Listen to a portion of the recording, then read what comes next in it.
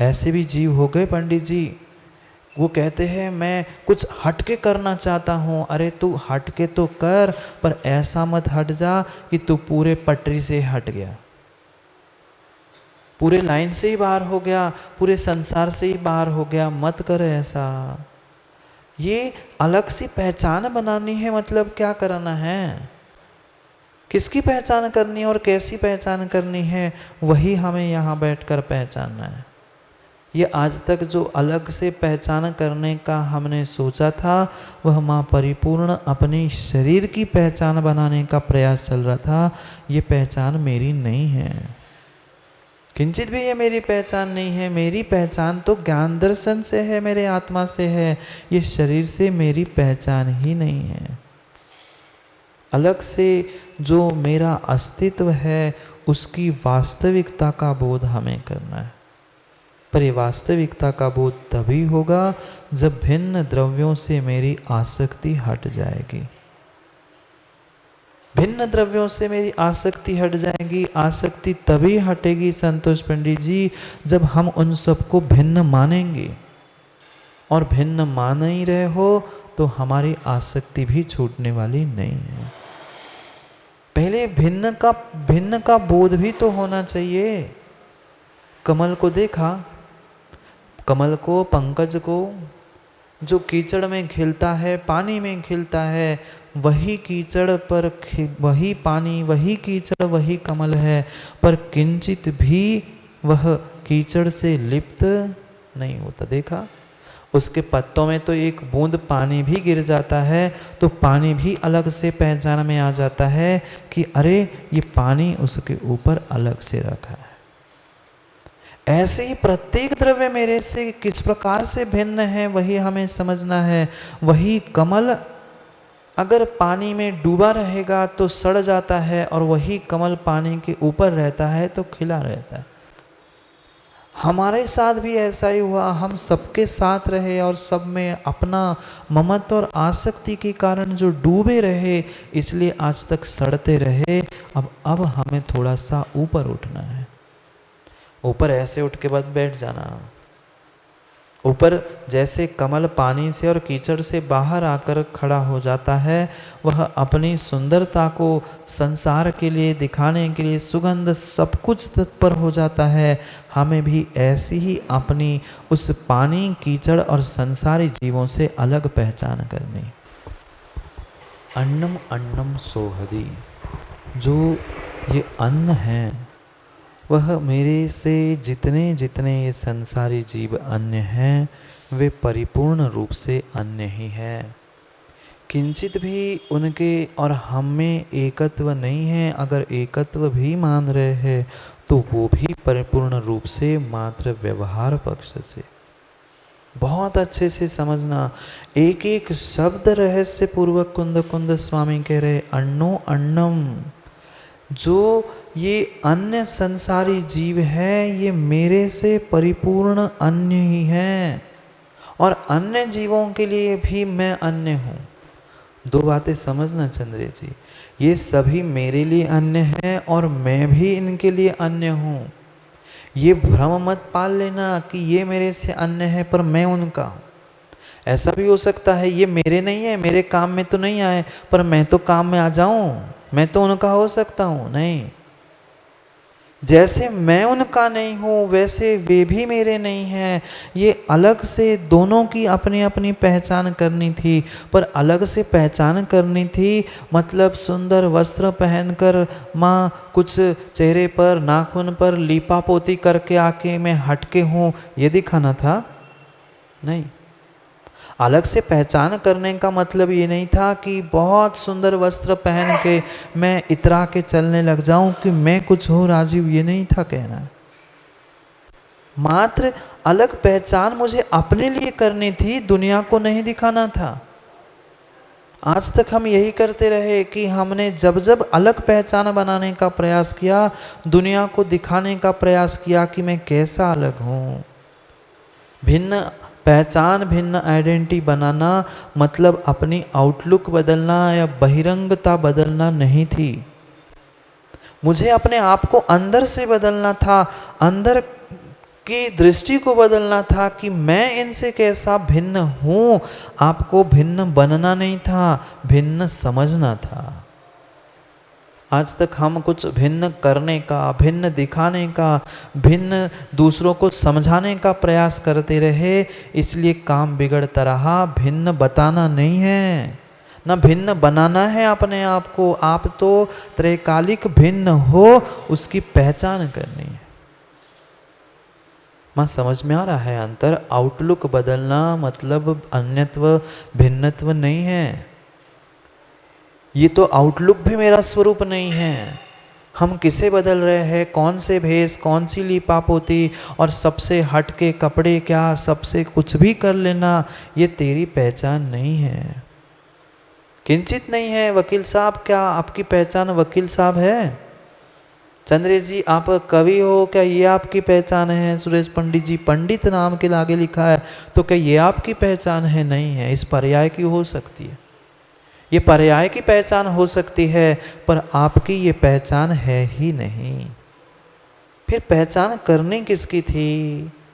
अन्नो अन्नम, अन्य से अन्य, अन्य से अन्य मैं, इनसे अन्य कैसे, उससे अन्य मैं कैसे, इसी वास्तविकता का मुझे बोध करना था। मैं स्वरूप से किस प्रकार से भिन्न हूँ, इस सादृश्यता को समझने के बाद भी अपनी महासत्ता का बोध करना था, अपनी स्वयं की महासत्ता का बोध करना था। मैं सबके साथ अवान्तर सत्ता के साथ समान एकत्व को व्यवहार से प्राप्त होने के बाद भी पर से कैसा अन्यत्व को प्राप्त हूँ, उसको पहचानना था।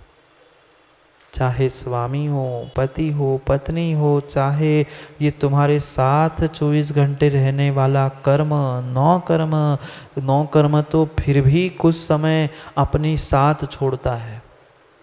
विग्रह गति में कुछ समय तो वे कर्म 8 कर्म फिर भी 9 कर्म छोड़ता है, पर कर्माण वर्गणाएं, कर्माण शरीर विग्रह गति में भी समय हमारे साथ नहीं छोड़ता। तो क्या वो मेरे हो गए क्या? ये हमारा ममत्व उत्पन्न क्यों हुआ? क्योंकि लंबे समय तक जो हमारे साथ रहता है उसके प्रति हमें, संतोष पंडित जी, ममत्व और आसक्ति उत्पन्न होती। जो संबंध हमारे साथ लंबे समय तक बने हैं उसके प्रति आसक्ति होती है, और जो टूट गए उनके प्रति द्वेष होती है। जो टूट चुके थे वे भी तुम्हारे नहीं थे, और जो तुम्हारे साथ रह रहे हैं वे भी तुमसे भिन्न नहीं है। चाहे बेटा हो, बेटे की माँ हो, चाहे कोई भी हो, ये जब कर्म, 9 कर्म और भाव कर्म मेरे नहीं हैं, ये तो सगे संबंधी मात्र एक पर्याय के लिए मिले थे। कर्म तो कई भवों से मेरे साथ है, अनादि संबंध है। पढ़ा ना, अनादि संबंधे च। ये ऐसा कर्माण शरीर है जिसका संबंध नहीं छूटता, पर वो भी मेरे साथ है, फिर भी मैं उसके साथ नहीं हूँ, मैं उससे भिन्न हूँ। जल कमल की तरह, दूध पानी की तरह, एक मेघ एक से होने पर भी वह एक नहीं है।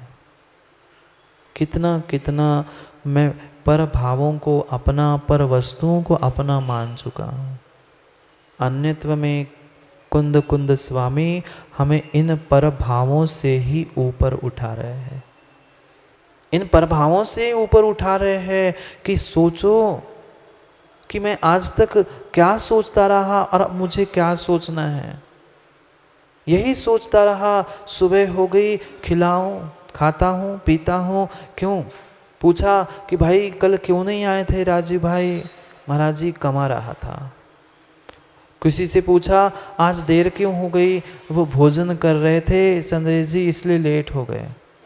पर आज तक ऐसा कभी कहा कि मैं इसको खिला रहा था? अंतर समझना, शब्दों शब्दों में बहुत अंतर है, बहुत अर्थों में अंतर है।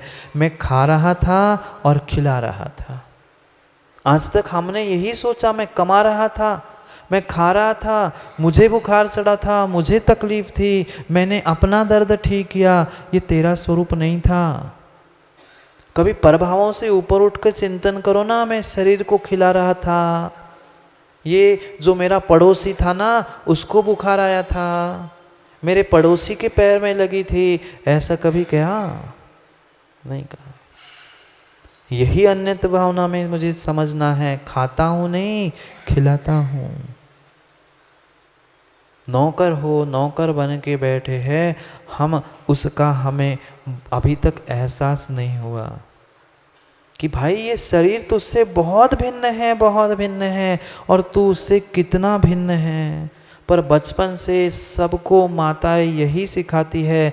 माँ, एक बार पहले भी मैंने कहा था, पुनः दोहराता हूँ, आपने भी उन दिनों से यहाँ तक पहुँचे हो, आने वाली संतान को भी यही पढ़ाते हो। क्यों? सबसे पहले राजीव अनेकांत की माँ ने अनेकांत को क्या सिखाया? सबसे पहले कुछ सिखाया होगा तो क्या सिखाया होगा? उसने यही सिखाया, बेटा ये तेरे पापा है, बेटा मैं तेरी माँ हूँ, बोल माँ।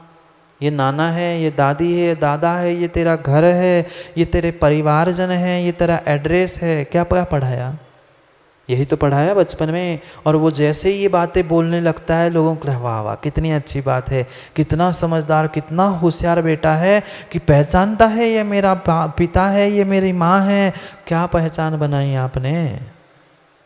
परवस्तु से हमने आज तक अपनी पहचान बनाई। ये परवस्तु अपनी नहीं है, अन्नो अन्नम, ये अन्य अन्य ही है। पर बचपन के कैसे हमारे संस्कार है, देखो मम्मी डैडी क्या क्या क्या क्या पढ़ के सिखाया। मात्र शरीर के संबंध को ही हमने बताया।